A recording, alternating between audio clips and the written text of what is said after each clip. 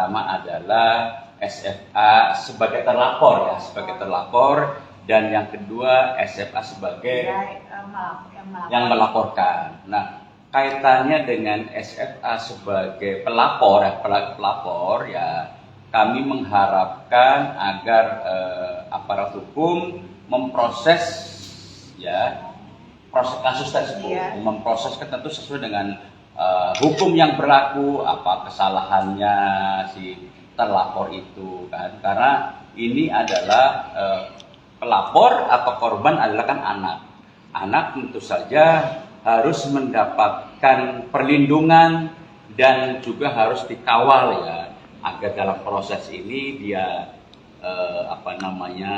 terbebas dari ancaman fisik maupun psikis, juga tetap dilakukan pendampingan ya Bu ya, pendampingan hukum, juga kalau diperlukan ada pendampingan psikolog ya. Terus yang kedua dalam kaitannya SFA sebagai terlapor ya, sebagai terlapor. Nah, terkait kasus kedua sudah ditempuh jalan damai. Jadi diprakarsai oleh Polda Jambi, kemudian dinas, kemudian pihak SFA dan keluarga sudah bertemu menandatangani kesepakatan apa yang kenal dengan restoratif justice ya. Jadi itu adalah sebuah langkah supaya tidak diselesaikan melalui jalur hukum. Karena apa? Karena si SFA itu kan masih anak.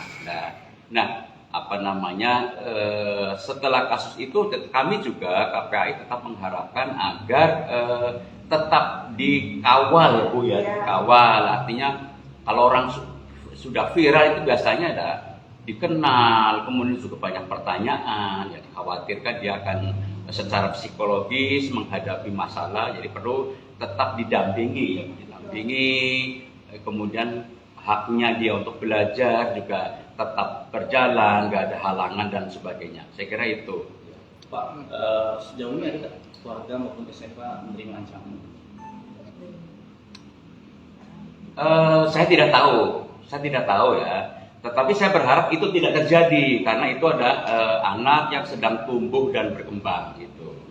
Nah, terkait dengan penyampaian di media sosial, saya tadi malam ketemu dengan Direktur Reskrimsus Polda Jambi. Saya katakan bahwa jangan sampai setelah kasus ini terungkap ada pengekangan terhadap hak anak untuk menyampaikan pendapat. Itu karena hak anak untuk menyampaikan pendapat itu ada di dalam Undang-Undang tentang Perlindungan Anak. Di pasal 4 disebutkan bahwa anak boleh berpartisipasi secara maksimal sesuai dengan tingkat usia, tingkat kecerdasan dan sebagainya.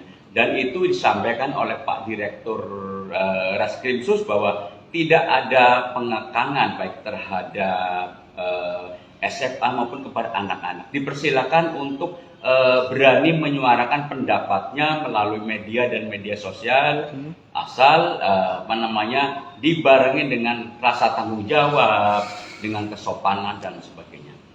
Langkah ke depan terhadap SFA sendiri kita gimana Pak? Ini kan kritikannya masih terus berlangsung. Ya, saya harapkan SFA itu sehat ya. Bisa menjalankan aktivitasnya, apalagi sebentar lagi kan mau SMA dan saya kira jangan sampai misalnya ada dibully oleh teman-temannya, oleh tetangganya, oleh teman sekolahnya, jangan sampai karena itu akan memperburuk keadaan. Dan di sisi lain juga semoga nanti sekolah yang akan dimasuki oleh SFA itu bisa menerima dengan baik, apalagi saya mendengar si SFA itu juga termasuk siswa yang cerdas dan berprestasi. Nah, mudah-mudahan juga si SFA itu sendiri bisa menyiapkan dengan baik, fokus dengan pelajaran dan pendidikannya untuk masuk ke jenjang pendidikan yang lebih tinggi yaitu SMA. Yang kita lakukan terhadap SFA ini seperti apa Pak? Pendampingannya seperti apa gitu Pak? Ya, kaitannya dengan kalau yang soal pendampingan ya Polda kan sudah memberikan pendamping hukum kalau tidak salah 5 orang. Dinas juga ya Bu ya, dinas juga ada pendampingan dari dinas itu. Pak, beredar kabar adanya intimidasi dari pendamping gitu Pak pas restoratif justice kemarin, itu seperti apa pendapatnya? Saya juga ditanya hal itu oleh beberapa wartawan. Ketika saya ditanya, saya mengatakan saya belum bisa menjawab.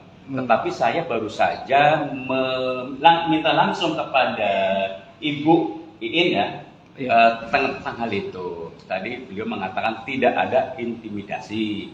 Yang ada, kata beliau adalah beliau menyampaikan kepada SFA supaya ditempuh jalan damai terkait dengan dia sebagai terlapor atas dugaan pelanggaran atas undang-undang ITE.